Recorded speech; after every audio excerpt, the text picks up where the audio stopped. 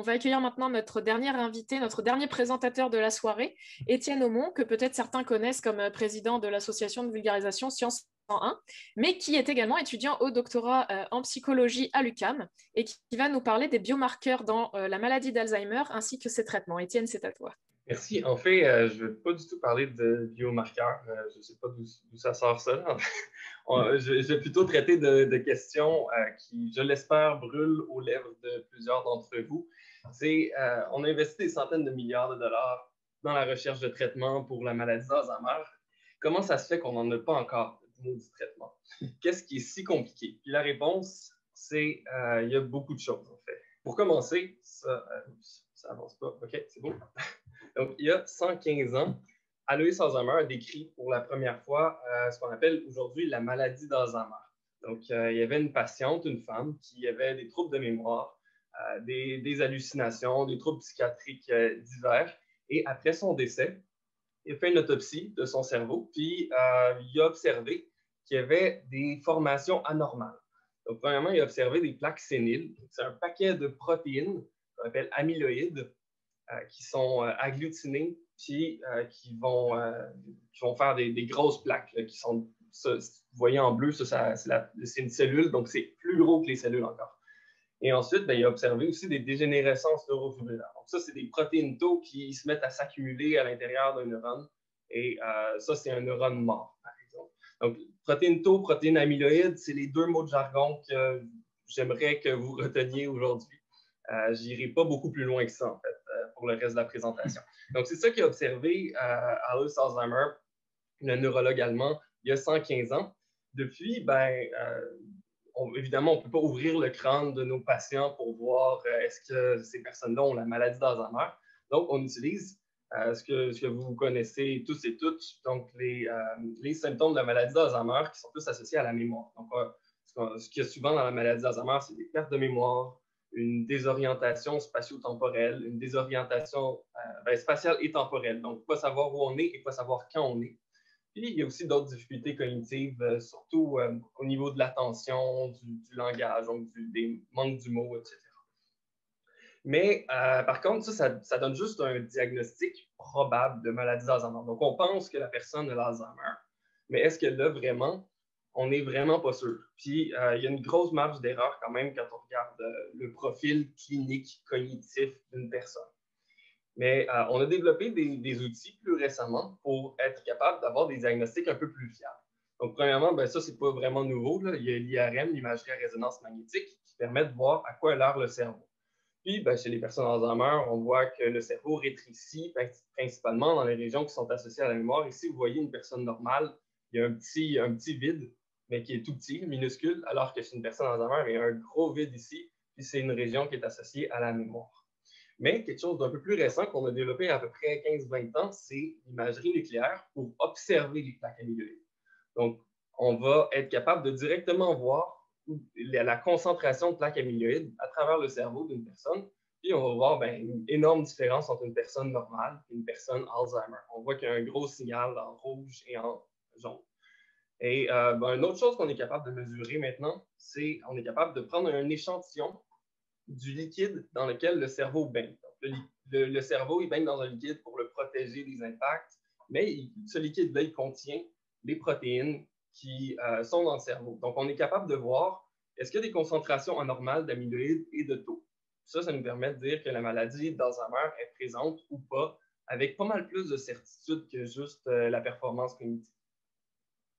Sauf que là, avec ces nouveaux outils-là qu'on a développés, on s'est dit, c'est la panacée. Maintenant, on va être capable de traiter la maladie d'Alzheimer parce qu'on est capable de voir qu'est-ce qui est en cause de la maladie d'Alzheimer et on est capable de voir si ça marche d'essayer de l'enlever ou pas.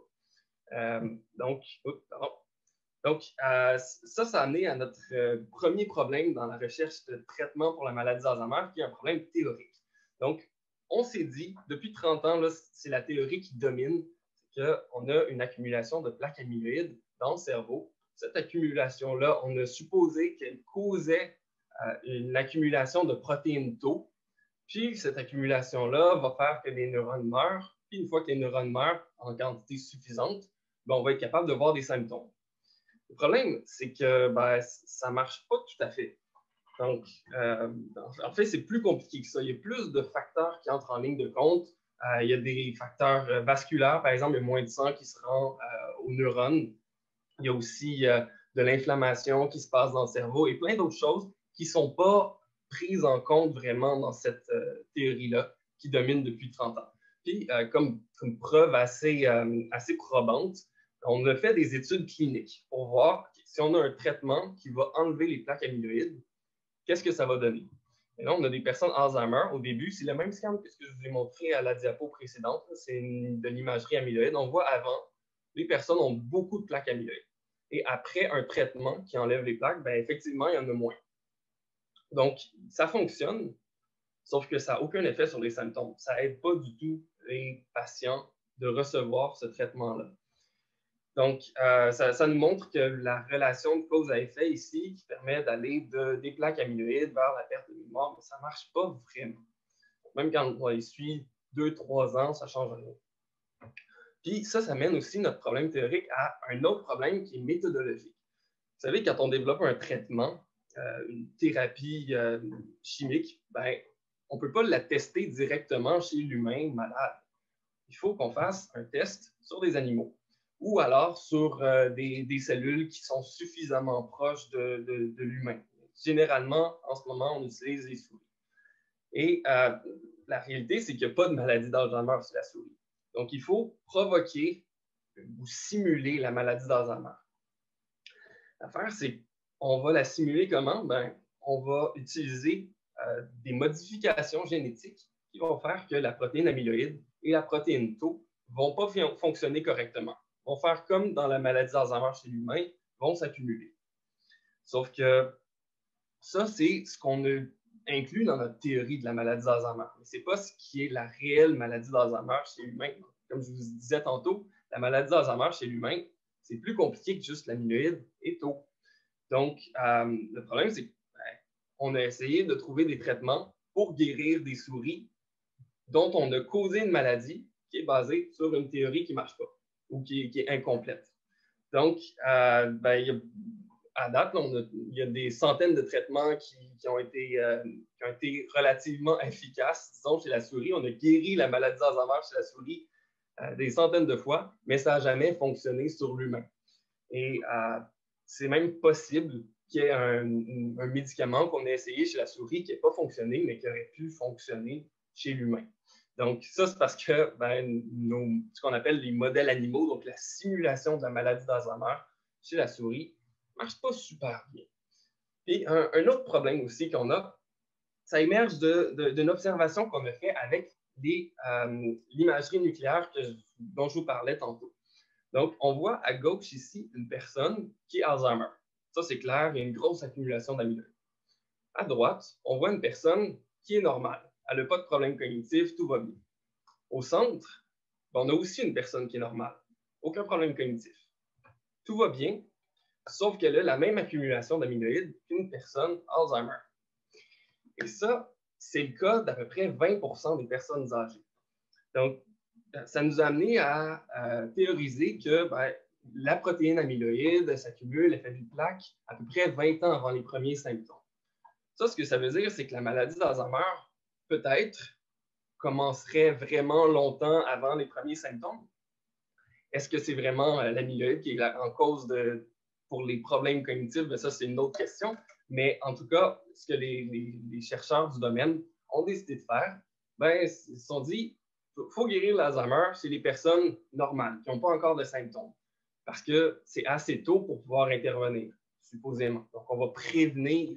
Sauf que, ça mène à d'autres défis. Donc, on n'est pas capable de mesurer si un traitement fonctionne bien chez une personne alors qu'elle n'a pas de symptômes. Si notre seule mesure pour mesurer l'efficacité d'un traitement, c'est la cognition. Donc, si la cognition ne change pas après 2 ans, 3 ans d'avoir essayé un traitement, en fait, c'est juste parfaitement normal parce que, comme je vous disais, les plaques amyloïdes commencent à s'accumuler 20 ans avant les premiers symptômes.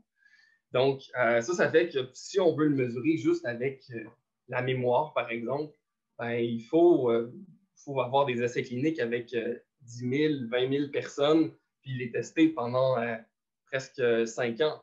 Donc, c'est un gros problème. Ça coûte excessivement cher faire des essais cliniques comme ça. Donc, on ne va pas réussir à faire ça de sitôt. Puis en plus, il y a des traceurs comme des moyens de mesurer la progression de la maladie, supposément, qui sont avec amyloïdes et taux. Comme je vous ai montré, ils ont le même problème que tantôt. Donc, si on a une thérapie amyloïde, on ne peut pas vraiment voir si c'est efficace en regardant comment l'amyloïde, on l'a diminué. Parce que les traitements où on a cherché à diminuer l'amyloïde, c'est les personnes qui ont vraiment la maladie d'Alzheimer avec les problèmes cognitifs, ça n'a rien changé de l'enlever. Donc, il faut avoir une mesure qui est une conséquence de la maladie et qui est la cause ou une cause importante, disons, des problèmes cognitifs plus tard. Donc, il faut que ça prédise les problèmes de mémoire plus tard, mais en même temps, il faut que ce soit quelque chose qui est causé par le problème de la maladie d'Alzheimer. Ça, c'est ce que moi j'étudie en fait. Donc, moi j'étudie une population de neurones qui est particulièrement vulnérable à la maladie d'Alzheimer. Donc, tous les neurones ne sont pas aussi vulnérables à la maladie d'Alzheimer. Il y en a qui peuvent être affectés beaucoup plus facilement. Et celle que j'étudie, eh bien, au moment où on a les premiers symptômes de la maladie d'Alzheimer, on a presque la moitié de ces neurones-là qui sont déjà morts. Donc, c'est une région qui est très fortement affectée très tôt, puis qui est utile pour l'attention et pour la mémoire aussi.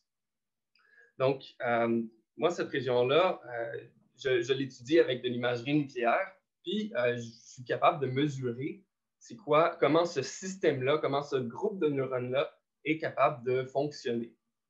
Et j'espère que peut-être ça pourrait permettre de mesurer la progression de la maladie d'Alzheimer. Donc, je l'essaye chez des personnes qui n'ont pas encore de symptômes, puis des personnes qui commencent à avoir des symptômes de la maladie d'Alzheimer. Sauf que je n'ai pas encore de résultats à vous montrer là-dessus, peut-être pour une prochaine fois. Sinon, pour résumer tout ce que je vous ai montré, on a 3 gros problèmes à résoudre pour réussir à rechercher efficacement un traitement pour la maladie d'Alzheimer. Premièrement, notre théorie est incomplète. Elle est vraiment trop simpliste. La réalité est beaucoup plus complexe que ce qu'on utilise pour l'instant. Puis, c'est moins des relations de cause à effet que ce qu'on pensait au départ. Donc, probablement qu'il va falloir plus qu'un seul traitement pour réussir à vraiment guérir la maladie d'Alzheimer. Probablement qu'il va falloir s'attaquer à plusieurs choses en même temps. Un peu comme, par exemple, le VIH, où on doit avoir une trithérapie. Il faut qu'on s'attaque à 3 choses. On a 3 médicaments en même temps. Peut-être que c'est la même chose qu'il va falloir pour la maladie d'Alzheimer éventuellement. Mais on n'est vraiment pas là. Deuxième chose à régler, il va falloir avoir des meilleures méthodes pour tester des traitements parce que celles qu'on a actuellement, elles sont défaillantes, elles sont basées sur notre théorie incomplète et elles ne sont pas représentatives de la maladie d'Alzheimer chez des humains. Et en troisième lieu, c'est celui sur lequel je travaille. Il va falloir être capable de mesurer la progression de la maladie d'Alzheimer sans devoir dépendre uniquement des problèmes cognitifs. Parce que la maladie d'Alzheimer, ça commence vraiment plus tôt que ça. Il faut avoir une meilleure sensibilité, être capable de le voir plus tôt, plus facilement. Et je conclurai en disant que tout ce qu'on peut faire à ce jour, c'est de la prévention. Donc, c'est le seul bout qui est un peu plus au niveau de la santé mentale. Donc, si vous êtes bien actif physiquement, si vous avez une alimentation saine, si vous restez actif et active intellectuellement, socialement, si vous avez des bonnes habitudes de sommeil, vous réduisez les chances de développer la maladie d'Alzheimer ou alors vous la développerez peut-être un peu plus tard que les autres. Donc, puis en prime, vous allez avoir une meilleure santé mentale probablement. Donc, ça, c'est tout ce que je peux vous recommander de faire. Et avec un peu de chance, si moi je fais ça, peut-être qu'avant mes vieux jours, on va avoir un traitement pour la maladie d'Alzheimer avant que je sois dans cette population vulnérable. Merci. Merci beaucoup, Étienne, pour cette belle présentation. Et je vais laisser la parole à Charlie pour les questions. Allez-y, levez vos petites mains. Oui, Marie-Joëlle, j'ai vu en premier. Oui, c'est vraiment intéressant, Étienne. Je me demandais, dans le fond, en ce moment, c'est ça, le traitement pour la maladie d'Alzheimer, c'est vraiment un traitement qui vise donc à réduire les plaques amyloïdes, puis qui cible la protéine tau. Il n'y a pas d'autres traitements. En fait, on n'a pas de traitement qui a été approuvé pour affecter la progression de la maladie d'Alzheimer. Donc, les traitements que je vous ai montrés qui vont affecter la protéine amyloïde, même les traitements qui ont été testés pour la protéine tau, ben, ils ne vont pas affecter la progression de la maladie, ça ne marche pas en fait. Tout ce qu'on a comme traitement, ce sont des traitements symptomatiques. J'en ai pas parlé tantôt, mais ils vont réduire les symptômes de la maladie d'Alzheimer temporairement pendant 2-3 ans à peu près, mais on ne peut pas faire mieux que ça, malheureusement. OK. C'est quoi, sur quel neurone, toi, tu te concentres? C'est les neurones cholinergiques. OK. Merci. Est-ce qu'on avait d'autres questions? Oui, Julie? Ouais, moi j'en ai une qui est peut-être un peu hors science, là, peut-être plus, en tout cas peut-être plus qualité de vie, je vais dire. Mais tu disais tout à l'heure qu'il y a un type d'imagerie dont je me souviens plus le nom qui permet donc de voir l'accumulation des plaques amyloïdes bien longtemps avant les premiers symptômes de perte cognitive finalement. Et est-ce que cette analyse IRM, IRM ou magnétique là, en tout cas cette imagerie-là, pourrait pas servir à prévoir qu'une personne va être malade, et là je vais parler un peu plus loin, mais au niveau des directives anticipées également, je sais qu'au Québec, la légalité de l'aide médicale à mourir est encore vraiment très controversée, et puis qu'elle s'applique vraiment à certains types de maladies, mais est-ce que ça pourrait pas être une piste pour justement savoir qu'une personne va être malade, et cette personne, sachant ça, peut établir ses directives anticipées bien avant les premiers symptômes de perte cognitive qui finalement sont le problème qui fait, en tout cas de mon expérience en France, que c'est pas possible d'avoir accès à cette aide médicale à mourir quand tu es trop atteint de cette maladie d'Alzheimer-là? Ben, il y a quand même plusieurs problèmes. Premièrement, il y a un problème éthique de est-ce qu'on a le droit de déclarer à une personne qu'elle a un problème alors que concrètement, ben, elle n'a rien. Elle sent aucune différence au niveau cognitif. Ça, on ne peut pas vraiment le faire. En tout cas, dans les projets de recherche, on ne peut même pas le faire. Un deuxième problème, c'est que, en fait, ce n'est pas l'imagerie à résonance magnétique qu'on fait pour les protéines amyloïdes, c'est la tomographie par émission de positrons. Donc, c'est de l'imagerie nucléaire. Il faut faire une injection d'un produit qui va venir tracer une molécule dans le cerveau. Et on peut faire ça pour n'importe quelle molécule. On peut développer un traceur qui va tracer n'importe quoi. Il y en a qui tracent, par exemple, le glucose. Donc, le glucose, ça se trouve partout dans le corps. Donc, on peut faire ça pour plein de choses, mais le problème, c'est que ça coûte super cher. Ça coûte 2500, 3000 $ par scan. Donc, ce n'est pas quelque chose qu'on peut faire massivement pour de la prévention. C'est absolument infaisable, malheureusement. Et sinon, ben, pour l'aide médicale à mourir, tout ce que je pourrais voir, c'est si tu as les facteurs de risque, ben, peut-être qu'il pourrait y avoir une clause de consentement à l'aide médicale à mourir si plus tard, on n'était pas en mesure de donner notre consentement à cause de fonctions cognitives trop altérées. Ça, pour moi, ça aurait du sens. Mais sinon, on ne pourrait vraiment pas aller plus loin parce que, en fait, on parle aussi de personnes âgées, il ne faut pas oublier. Donc, une personne qui a déjà 75 ans, on voit qu'il y a une accumulation significative de plaques amyloïdes, ben, peut-être que ça va prendre 15 ans avant qu'elle ait ses premiers symptômes. 15 ans, c'est long. Puis, une personne de 75 ans, pour une personne de 75 ans, son espérance de vie, si je ne me trompe pas, c'est entre 5 et 8 ans, il me semble. Donc, est-ce que ça vaut la peine d'annoncer une mauvaise nouvelle comme ça qui peut avoir un impact sur le bien-être psychologique, définitivement, puis sur la qualité de vie? Je pense que ce serait vraiment pas une bonne idée, en fait. Ça ne vaudrait pas la peine. Ok, merci beaucoup. On aura le temps pour une dernière question avec Alexis. Oui, ben merci pour la présentation, Étienne. Moi, je me demandais, d'un point de vue plus début de recherche, comme tu as dit que les plaques sont présentes chez des gens qui n'ont pas des symptômes, puis qu'enlever les plaques, ça ne change rien, est-ce que, dans le fond, on pourrait imaginer que les plaques ont déjà fait un mal, en fait, quand on les enlève, puis c'est pour ça qu'il n'y a pas d'effet? Si ce n'est pas les principaux coupables dans la maladie d'Alzheimer. Ben, il y a vraiment plusieurs hypothèses. Il y en a qui pensent que les plaques, ben, ça pourrait être juste un épiphénomène, donc une réaction du système à un problème, mais ce n'est pas nécessairement ça qui va provoquer le problème. Puis ça, on n'est pas capable de prouver le contraire pour l'instant. Et c'est ça, il y a plusieurs possibilités du rôle des plaques amyloïdes, en fait. Ils vont favoriser d'autres choses comme de l'inflammation, comme les problèmes avec la protéine tau. Sauf que ce qu'on sait maintenant, c'est que la protéine tau est capable de se maintenir par elle-même, est capable de se multiplier par elle-même, puis faire des problèmes sans avoir l'aide des plaques amyloïdes. Donc, on n'a pas vraiment besoin de l'amyloïde, en tout cas de ce que je comprends, là, pour la progression de la maladie, une fois qu'on a atteint un certain stade, effectivement. Sinon, j'ai vu dans le chat quelqu'un qui dit que dépistage génétique, Alain Fleury. Oui, il y a un dépistage génétique, il y a un gène qui multiplie à peu près par 6 si on a une copie, puis par, il me semble, c'est 12 le risque de développer la maladie d'Alzheimer. Mais c'est une question de risque. C'est pas aussi clair que si on fait de l'imagerie amyloïde, par exemple.